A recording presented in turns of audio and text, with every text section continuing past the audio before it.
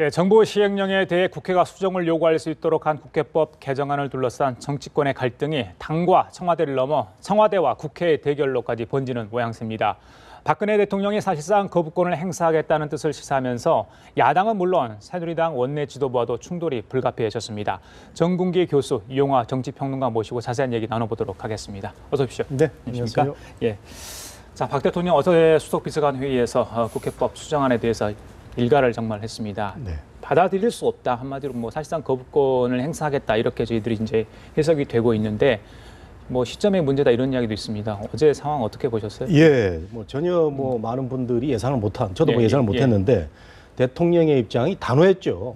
국정 마비가 오기 때문에 받아들일 수 없다. 그래서 거부권을 시사를 넘어서 그렇죠. 거부권을 행사하겠다는 그런 뜻으로 보이는데 제가 어제 그 국회 쪽의 그 분위기를 한번 살펴봤더니 여당 지도부가 굉장히 한번 움츠리는 한 발 물러서서 우리가 표결을 잘못했나라는 그런 분위기까지 간 것 같아요. 박 대통령 발언 이후에요? 이후에 말이죠.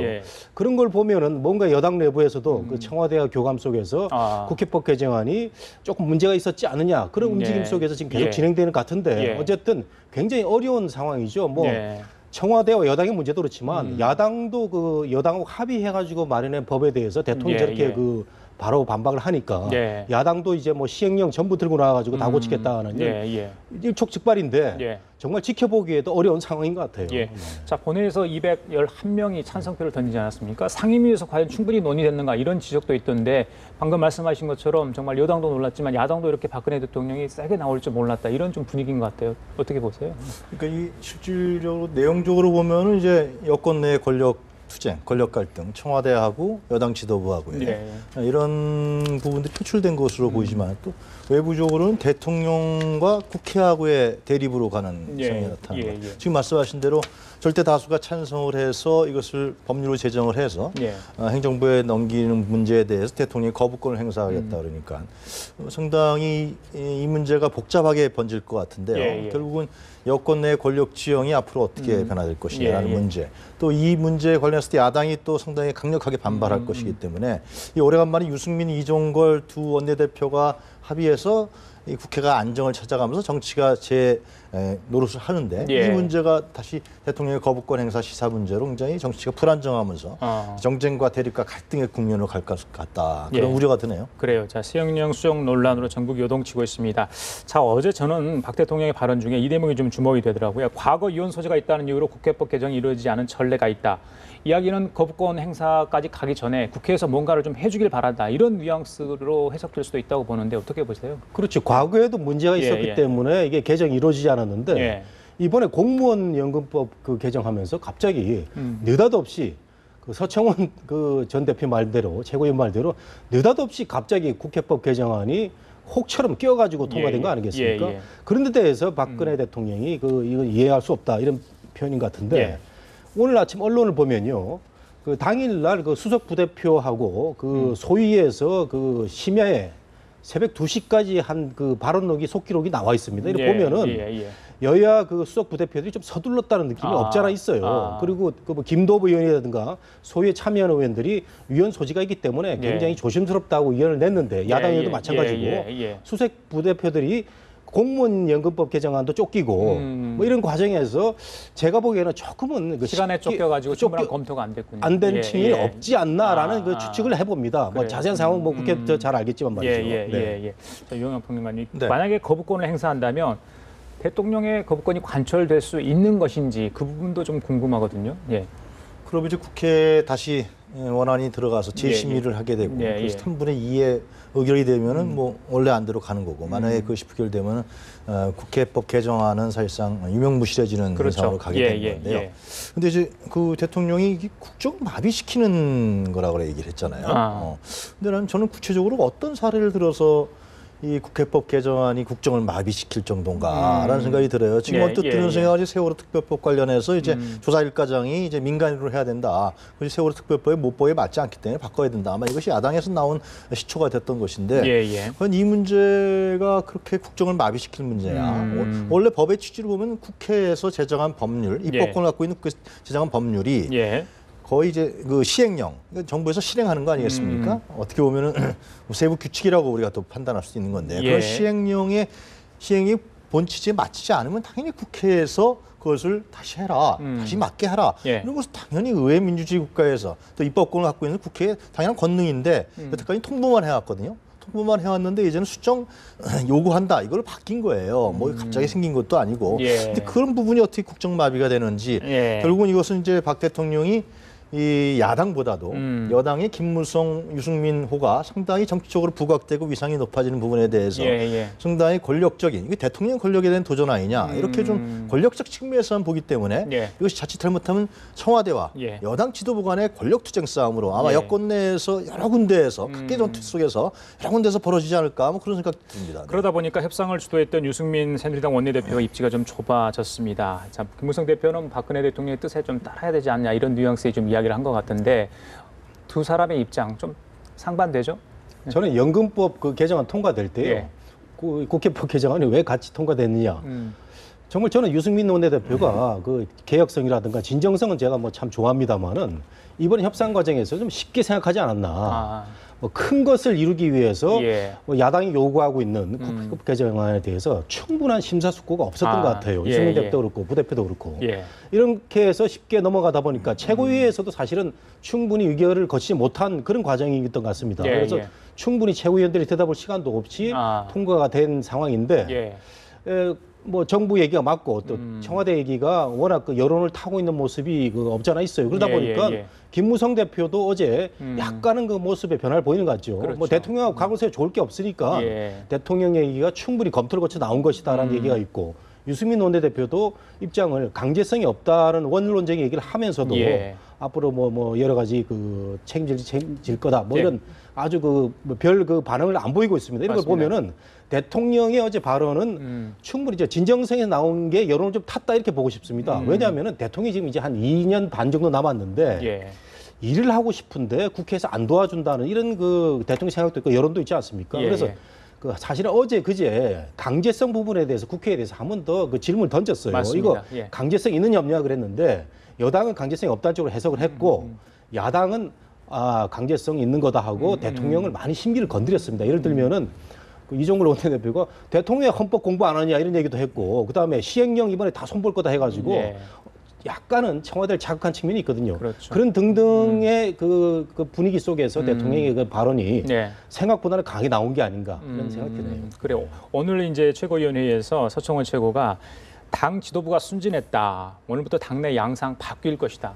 굉장히 강한 어조를 이야기를 했습니다. 지금 박근혜 대통령과 친박 쪽에서 굉장히 강하게 좀 나가고 있는 모양새거든요. 유승민 원내대표 입지가 좀 좁아질 것 같습니다. 좀 책임론 방금 말씀하셨잖아요. 어떻게 책임을 질 수 있을까요? 이 문제에 대해서. 저는 유승민 원내대표는 박근혜 정부의 효자가 아닌가 싶습니다. 그래요? 왜 그러냐 하면요. 참 보는 각도에 따라서 많이 다른 것 같은데 이 그동안 얼마나 숱하게 국회에서 정쟁과 싸움이 있었습니까?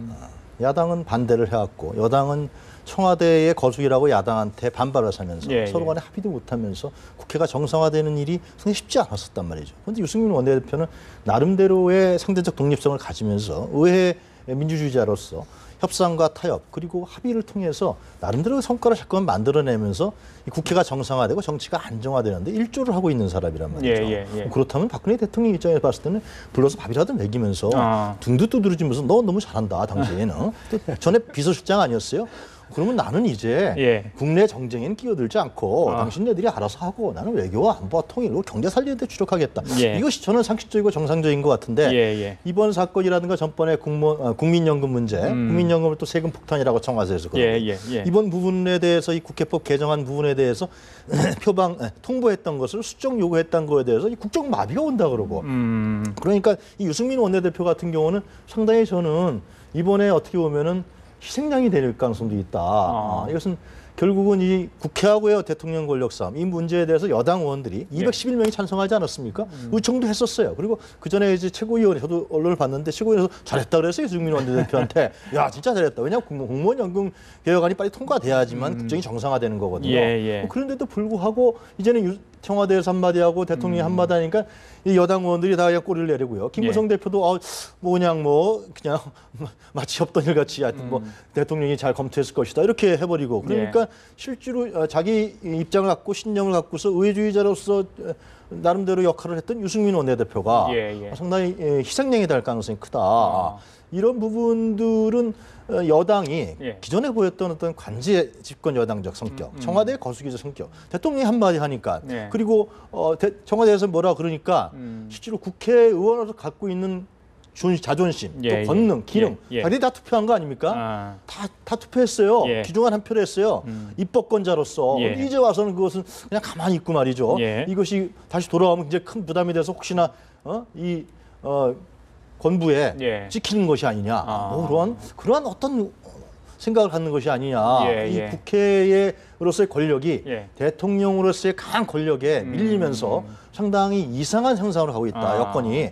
저는 굉장히 안타깝게 봅니다. 반박을 하셔야 될 것 같아요. 그 이영하 평론가의 말씀이 맞습니다. 많은 측면이 있죠. 그 원내대표, 부대표가 협상을 해서 내년에 어떻게 또 그 최고위원회에서도 짧은 시간이지만 뭐 얘기는 됐을 것 같고 김무성 대표도 오케이 사인을 보냈기 때문에 이게 통과가 된 걸로 보이는데 어쨌든 일리는 있는데 그래도 제가 보기에는 저는 뭐 여의도 정치권을 떠나서 제 3자 입장에서 쭉 지켜보니까요. 과연 유승민 원내대표에게 협상을 잘했느냐. 공무원연금법 개정안 갖고 협상을 하는 와중에 지난번에 첫 단추도 잘못 깬 거 아닙니까? 갑자기 국민소득 대체율 50%를 덜컥 합의해줘가지고 그때도 청와대가 이건 안 된다 싶어가지고 다시 반격이 나와가지고 재협상 들어간 거 아니겠어요? 근데 이번 재협상 과정에서도 보면은 그거 안 되니까 갑자기 기초연금을 붙이자. 아니 어떤 법을 하나 통과시키는데 다른 법을 들고 나와가지고 바터를 한다는 게 이게 정치권에서의 어떤 기술적인 문제는 될 수 있지만 원론적인 상식점에서는 위배되거든요. 기초연금 안 되니까 법인세 올리자. 계속 정부 여당을 자극하는 그런 그 협상에 말려 들어간 측면이 있고 이번에 나중에 나온 게 국회법 개정안 아닙니까? 이게 속셈은 그거거든요. 속기를 들고 나옵니다.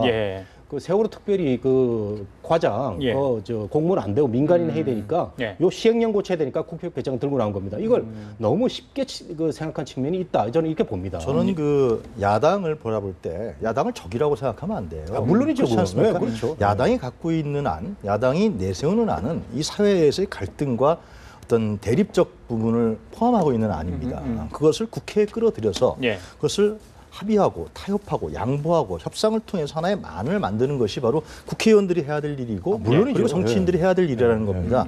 예를 들면 지금 노후가 보장이 안 되고 노후에 어떻게 살 것인가에 대해 걱정하는 사람들이 한두 명이 아니죠. 지금 OECD에서 우리 노인 빈곤율이 1위예요. 그럴 때 국민연금에 대한 노후 보장 문제를 국회에서 사회적 기구로 만들어서 타협해 나가자라는 것이 뭐가 잘못됐습니까? 아니 본질이 빗나가는데 그 노인은 따로 나가고 있고 공무원연금 하는데 여기 제일 급한 거 아니었어요? 공무원연금 얘기도 하고 갑자기 끼어들으니까 문제가 있는 거죠. 갑자기 끼어들은 거 아니죠. 공무원연금도 하고 국민연금 얘기도 하고 지금 세월호 특별법 문제로 인해서 행정부하고 유가족들이 대립해서 세월호 특위가 진행이 안 되고 있어요. 이 문제를 국회에 끌어들여서 이 문제에 관해서 그러면 국회에서의 원래 개정안을 해서 법률에 위배되는 시행령은 고치도록 하자라는 걸 끌어들여서 국회에서 합의를 해나가면서 여야가 전국을 정상화시키면서 사회적 갈등들을 치유해내고 만들어 나가는 과정이란 말이죠. 굉장히 잘하는 거예요. 자, 잠깐만요. 제가 좀 정리 좀 할게요. 자, 유승민 원내대표 책임론 이야기하다가 여야의 입장 뭐 이렇게 가지고 갈등 양상까지 빚어지고 있는 상황인데 자, 좋습니다. 그럼 야당이 이제 국회 이번 국회법 시행령 개정안 가지고 뭐 문제가 됐던 그동안 14개 뭐 시행령 조목조목해서 발표를 하지 않았습니까? 그만큼 강하게 나가겠다는 뜻 계속 비치고 있는 상황인데 자, 내일 모레 이제 8일부터 황교안 총리 후보자 인사청문회도 있고요. 인준도 통과시켜야 되지 않겠습니까? 그런 상황인데 자, 이런 문제가 이제 발목을 잡으면서 여야 대치 정국 그러다 보면 국회가 또 마비되지 않을까 이런 우려가 계속해서 지금 제기되고 있는데 그 부분은 어떻게 보세요? 저는 박근혜 대통령이 좀 정략적이고 좀 더 그 정치공학적으로 생각했으면 이번에 그 거부권 행사라는 어제 강력한 얘기를 안 했을 겁니다. 아, 그래요? 왜냐하면 황교안 총리 후보자도 통과시켜야 되고 경제법안 지금 통과시켜 못한 게 많이 있기 때문에 야당의 눈치를 봤어야 되는 게 사실은 그 박근혜 대통령이고 여당인데 이런 거를 그 고려 안 하고 지금 원칙적인 얘기를 한 거거든요. 제가 아까 그 유영하 선생님이 그 말을 좀 길게 하셔가지고 반박을 좀 드리면 우리가 국회에서 표결을 새로 만들어서 제정을 하거나 개정을 할 때는 그 어떤 한 단일 법안에 대해서 그 많은 숙고와 논의를 거쳐가지고 그렇죠. 소위 거쳐서 상임위 예. 법사위 가가지고 이렇게 통과되는 건데 예. 최근에 이상하게 야당하고 협상할 때는 항상 어떤 법안이 있으면 다른 법안이 같이 끼어 들어옵니다. 주로 야당에서 그 끼어 넣는 거죠. 예. 이거 우리 저 안 들어주면 이거 통과 못 시켜준다. 이런 이상한 그런 기술적인 그 부정적인 그런 그 과정이 전개되고 있는데 예, 예. 이거는 잘못됐다는 거죠. 그래서 이번에 소위를 보면 밤 1시 50분인가요? 졸면서 서로가 그 양쪽 그 수석 부대표하고 그 소위 위원들이 예. 머리가 맞지 않은 상태에서 통과시켰다는 게 나와 있습니다. 어떤 그런- 문구가 들어있는지 뭐 잘 몰랐다 이런 얘기가 나오던데. 그렇죠. 네, 예, 그런 예. 부분들을 새벽에 하든 밤중에 하든 낮에 하든 아침에 하든 간에 예. 그 문제가 국회 안에서 해결되고 그것이 정치가 정상화된다는 관점으로 봐야 예, 되는 것이 예. 자꾸만 그것을 연계다 껴넣는다. 사회적 문제가 있는 것들을 예. 국회 안에 들고 와서 해결해 나가고 또 본회의가 예정되는 날짜는 한정돼 있으니까 예, 예. 그럼 그렇게 산다는 부분들을 전향적으로 볼 필요가 있지. 알겠습니다. 그리고 저는 야당이 문제가 좀 있는데 이번에 1박 2일 뭐 워크숍 간다 그러는데 지금 대통령과 국회 간의 대결로 가버렸어요. 그런데 야당은 지금 현재 내부가 분열돼서 그런지 이 문제에 대해서 뭐 워딩만 할 뿐이지 실제로 그럼 어떻게 국회의 자기네의 권력과 국회의 예, 기능을 예. 지킬 것이냐 이 문제에 대해서 너무나 지금 무력한 모습을 보이고 있기 때문에 이 문제도 좀 상당히 좀 고려될 사항이라고 봅니다. 정치권의 혼돈 상황 좀 정리가 좀 됐으면 좋겠다 이런 생각을 해봅니다. 지금까지 정군기 교수 그다음에 유영화 평론가 함께 얘기 나눠봤습니다. 두 분 말씀 잘 들었습니다. 예.